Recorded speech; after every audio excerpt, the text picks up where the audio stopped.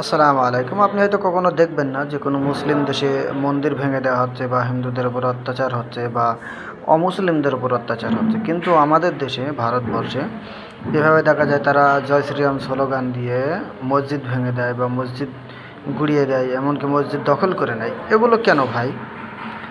তোমরা তো অন্য অন্য দেশে সুখে রয়েছো, তাহলে এই ভারতবর্ষে কেন অত্যাচার করো এত মুসলিমদের উপর? কী সমস্যা তোমাদের?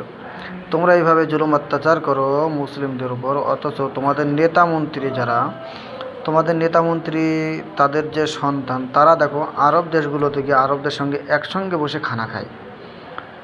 তারা মুসলিমদের সঙ্গে পীড়িত করে, গলায় মিশিয়ে মিশিয়ে ঘুরে বেড়ায়, অথচ তোমরা এই যে শুরু করেছে, এগুলো কি শুরু করেছে তোমরা? আর এগুলো যে তোমরা করছো এতে তোমাদের কী লাভ? এগুলোতে তোমাদের কোনো লাভ নাই না। এগুলোতে একমাত্র নেতাদের লাভ। তারা ভোটের জন্য ইলেকশনের সামনে আসলে এগুলো করে।